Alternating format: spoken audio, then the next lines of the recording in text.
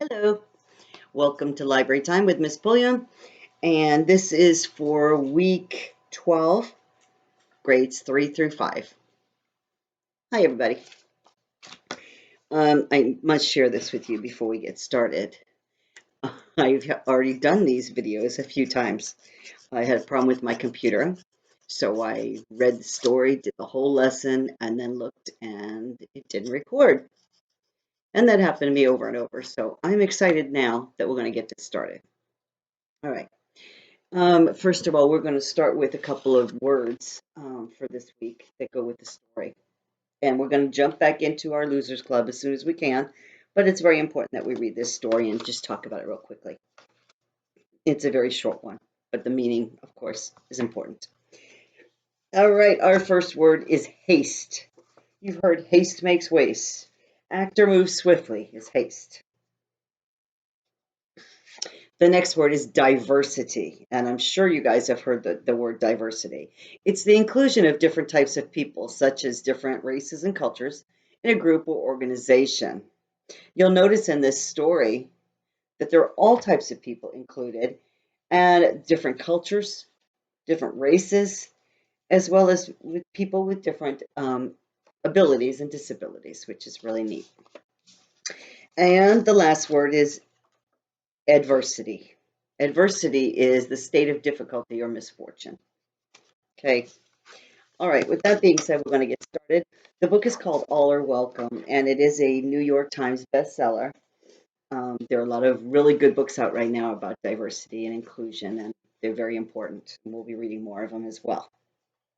The author is Alexandra Penfold and Suzanne Kaufman. And we're going to get started. I'm going to read it kind of quickly. It's a short book, but the meaning's good, so we'll talk about it. Pencils sharpened in their cases, bells are ringing, let's make haste. School's beginning, dreams to chase, all are welcome here. So all these people were heading to school. And they say all are welcome here because they mean everybody. And as we're reading this, I want you to think of our school. Do you have a connection with our school to this book? Because I certainly do. No matter how you start your day, what you wear when you play, or if you come from far away, all are welcome here. Just like at our school, we have students from all over, different cultures, different states, different countries. Go ahead. Come say hello. You guys know my puppy, right? This is Duncan. Say hi, Duncan. Say hi. Okay, you can go back on the bed now. All right, good boy. In our classroom, safe and sound, fears are lost and hope is found. Raise your hand, we'll go around. All are welcome here.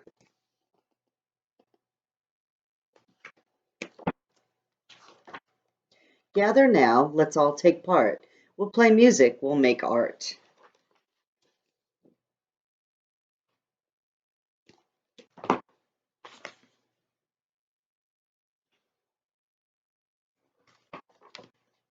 Time for lunch, what a spread. A dozen different kinds of bread. Pass it around till everyone's fed. All are welcome here. We missed they were reading library books too. Everybody's welcome to the library as well. So, a dozen different types of bread. The word dozen is on our vocabulary list, and that came from the book with the eggs. And the word dozen means how many? 12. Good job. Open doors, rush outside. We will sing, we will slide. We'll have fun side by side. All are welcome here. And if you look closely, not only will you see friends who are dressed differently because they're from different places, but you'll see a friend in a wheelchair. You'll see a friend, a blind friend. So it's an inclusive school. They include everybody. All are welcome, just like our school. We're part of a community. Our strength is our diversity. So our strength is the fact that we're different because we have so much we can bring to the table, so much to learn from each other. A shelter from adversity. All are welcome here.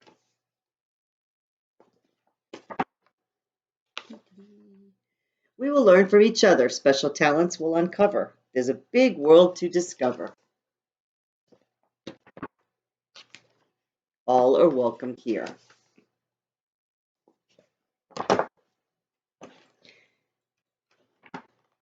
So much to learn, so much to do, and when the busy day is through, can't wait to come back and start anew. All are welcome here. And here's some new friends saying goodbye for the day.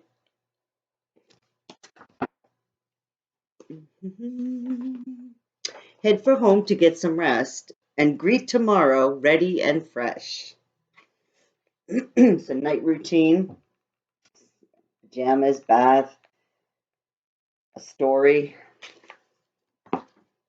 Get your uniform ready for the next day so you're not worried about looking for things in the morning when you're rushing around. Our time together is the best.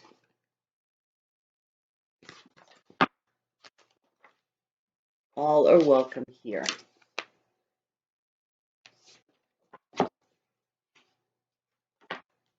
You have a place here.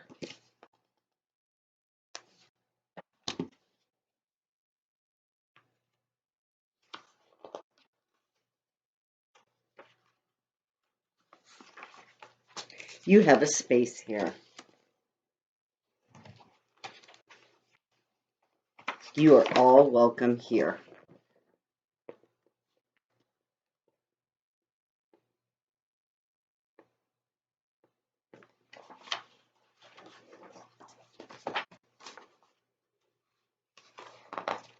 And that's the end. With our younger students, I've already gone over the words, and we went over a lot of questions about the story, but I don't think I need to do so with you. Um, I believe that we all know that we can learn from everybody. Everybody's got something that we can learn from. People from different places can learn different languages and learn about different customs and things like that. So, um, and I'd love to know what you thought about this book if it reminded you of our school, because I find our school is just like that. It's a place that we have a diverse group, everybody's included, and that's the way it should be. All right, we're going to get to our favorite book here, The Losers Club. Let's see where we left off. I believe we left off on page 125. It's called The Deep End, and I have a friend today who's going to come and sit and read for you. And her name is Angel. Hi, Angel. Thanks for coming. And here's our book. We're on this page right here called The Deep End. I will get out of your way.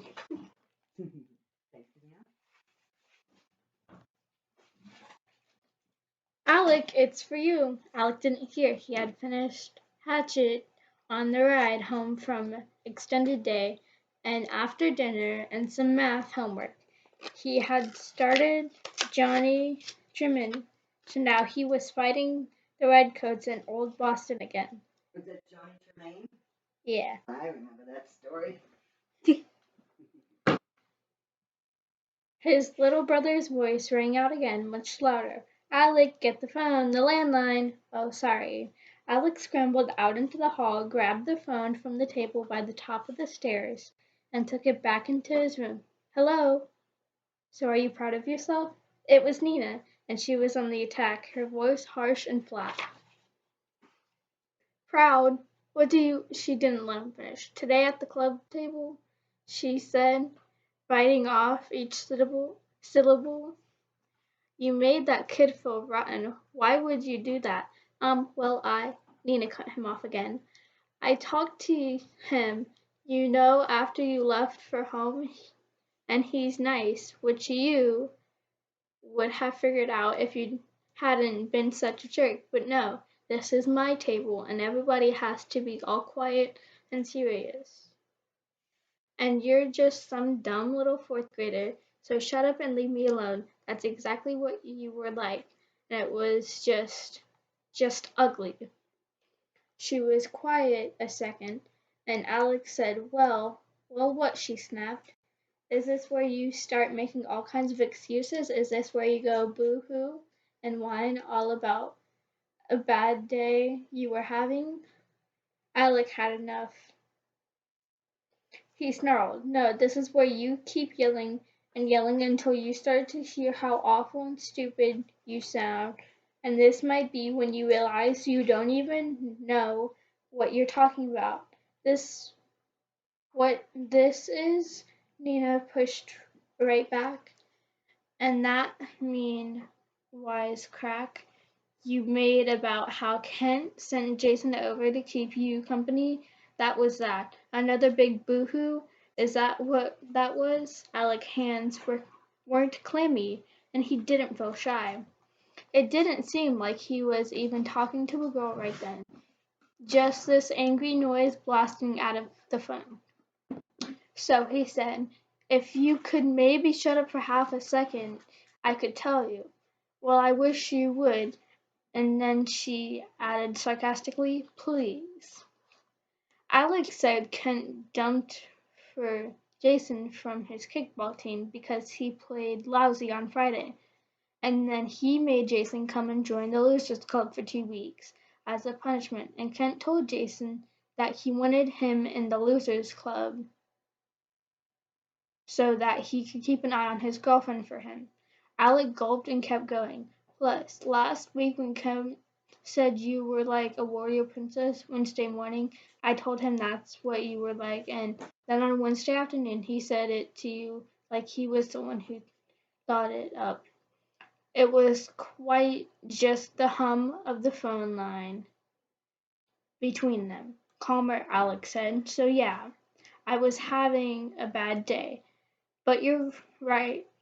You're still right. I shouldn't have been mean to Jason, and I'll apologize to him," Nina said. "I already did. I apologized for you. I told him how you're actually nice and how you're smart and funny, and that there must have been some reason for the way you were acting, and there was a reason." She paused for a long beat and then said, "Sorry I yelled at you." Alex's hands were sweaty now. It's okay." After a moment, Nina said, "You know another thing Jason told me?" "What?"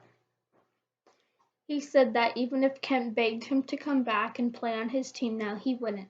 He says he likes to read more than just about anything, even with the grump head yelling at him."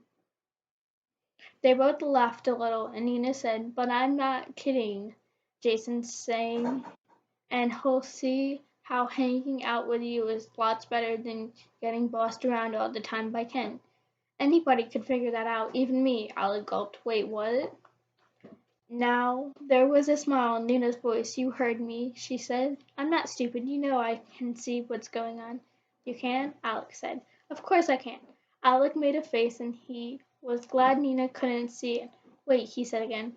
What are we talking about here?" "Simple," Nina said. "We're talking about how you don't like it when I hang around with Kent, and how Kent is so jealous that you and I are friends, and that he has to send that kid over to our table to keep track of what we say to each other." Alex snorted.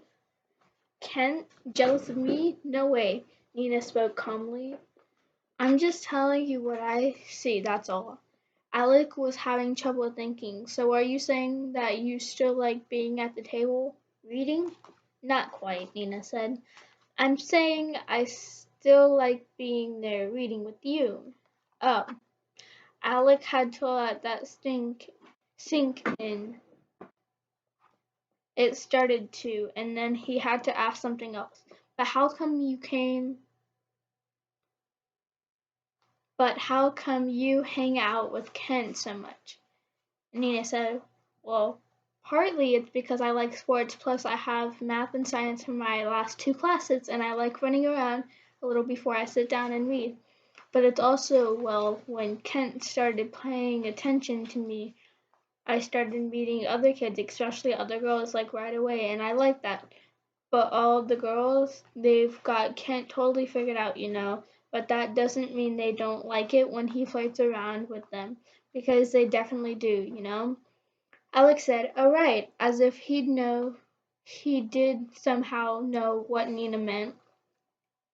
But Alec didn't know. He was barely getting any of this. He felt like he was suddenly swimming at the deep end of the big pool, and he hadn't really known that the pool itself was even there. He was in way over his head, but not Nina. She was perfectly at ease in these waters, paddling big circles around him. Well, she went on, like I said, I'm sorry I yelled at you, and I'm glad we got to talk, so see you tomorrow, okay? Sure, okay, Alex said tomorrow. Bye. Bye, she said. Alex pushed the off button, and then he sat perfectly still for almost a minute, staring at the phone. His mind was racing, but not randomly. Alec was sifting through the library he had in his mind, flipping through books that he had read, scanning all the plots and characters he could remember. He was trying to recall a story that might be sort of what he was going through, or some scene where a guy felt totally confused by what a girl said, or any character who was even a little bit like him. His mind slammed to a full stop. This stuff right now is this kind of like what was happening to Percy and Annabeth in The Lightning Thief, and then in the rest of the series. But that thought made Alex shake in his head and smile. He knew he didn't have much, but he did know that perfect little endings happening in real books, not in real life, at least not in his life, or not yet anyway. But he pushed that out of his head too. For now, he needed to try to understand just enough so that he wouldn't make himself look like a total fool tomorrow at school. It could be a very bad Tuesday. He needed help. And 1 minute later, help actually arrived, like a plot twist in a novel. Chapter 23. 1 minute later.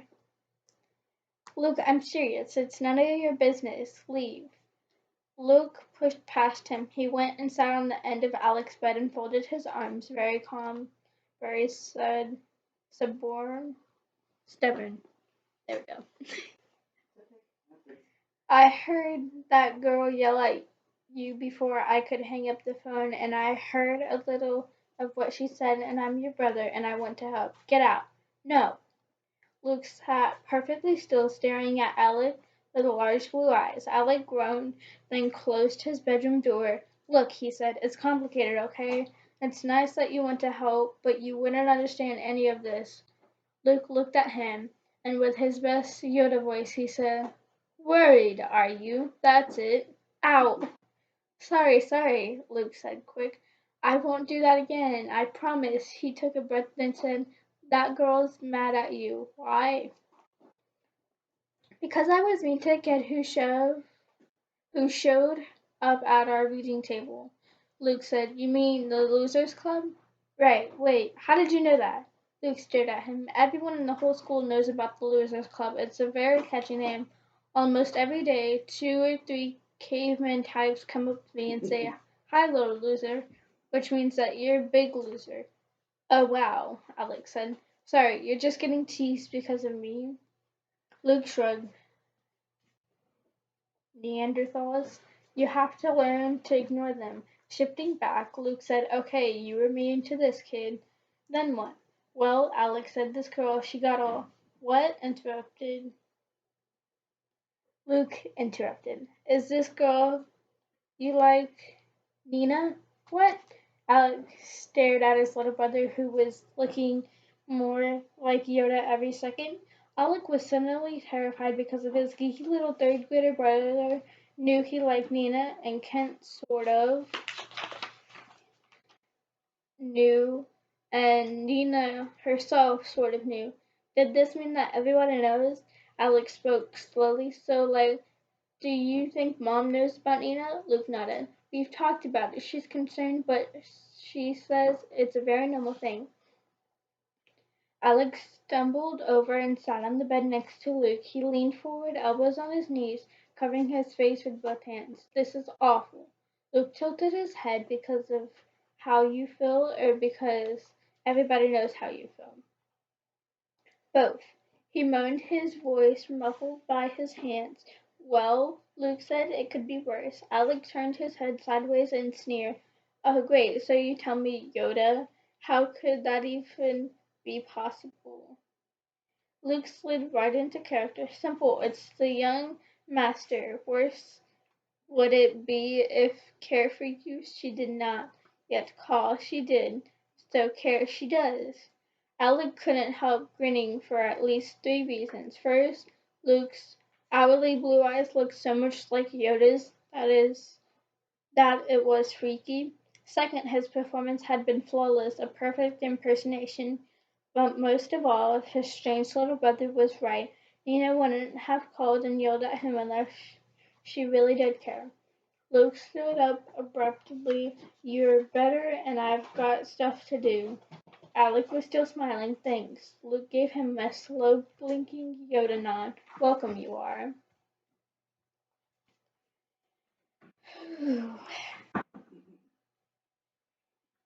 Wait, how many did you do? Two. Two? Should we do one more? Let's see what the time is. We can do one more. All right. Let me sneeze. Bless you. Thank you. Chapter 24 Splits in Buck. As Alec walked into first period music class on Tuesday morning, Kent grabbed his arm and pulled him over next to the instrument cabinet. Kent said, How come you told Nina I got the Warrior Princess thing from you? Alec recalled how his little brother mentioned Neanderthals. The second totally same Stone Age question. So Alec said, Because you did. And just in case you haven't heard yet, talking to someone else's ideal and pretending it's your own thing. Here in the 21st century, we call that stealing. Luke had forgotten to remind Alec that the Neanderthals are not famous for having a sense of humor. Plus, they're decent, are sometimes taller, with big muscles. Suddenly remembering exactly what Luke had said to him, Alec realized that looking at Neanderthal in the eye and calling him a thief is not the same as ignoring him. Kent's upper lip crawled back from his teeth, and he leaned in so close that Alec was pretty sure he smelled Fruit Loops. Still holding Alec's arm, Kent snarled, I Starting right now, I don't want you to think about Nina or talk to Nina or look at Nina, even if she's sitting right across from you at that stupid club table. You got that, loser? It was the way Kent's lip curled back from his teeth. Alec instantly thought of Spitz from the Call of the Wild. Spitz was a sled dog, half wolf, half husky, and in the story, Spitz battled Buck and the other big dog, and blood splattered the snow. But this wasn't the Codaline in the 1890s. This was the music room on a Tuesday morning. Alec yanked his arm free, and instead of snarling back, he spoke calmly. You're not the boss of me, and you're not the boss of Nina either. Kent glowered, but at that split second, when glares could have been turned into punches, Miss Dunbridge clapped her hands in the silenced the room. Places, everyone, places. Sopranos and altos to the left, tenors and baritones spread out to the right. Quickly now, quickly. Alec was in no mood to sing, but he went to his assigned spot on the risers, with him being a tenor and Kent being a baritone. The distance between them was a help 55 minutes of happy little songs. Also, a help as the period ended. Alec was feeling pretty good about how he'd shaken off Kent's grip and how he stood up to the bullying. However, as he left the music room to head for math, Alec glanced over his shoulder to check out the hallway. Kent was standing there just outside the music room, staring straight at him. And the look on Kent's face, it was still Spitz the wolf dog. That was a good 3 chapters. Good. All that? Okay, we're going to leave that on so we know where we are next. The next chapter, what's it called? Let's see. Next chapter 1 is Scene After Scene, chapter 25. So we're getting there. Very good book. There's another one too, The Friendship War. We might have to get that one too.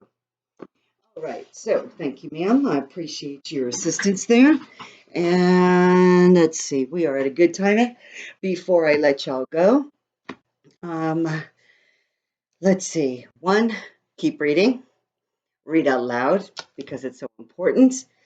And you can read to the mirror, you can read to your dog, you can read to a sibling, you can read to anybody, or nobody has to be there, it could be your stuffed animal.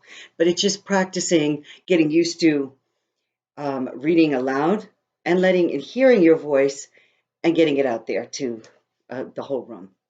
All right, my friends, have a wonderful day. And the next week we are going to do, I think we're going to do a Three Little Pigs story. It's a special one because it's a story about patience. So that's what we might do next. Have a wonderful day and keep reading. Bye now.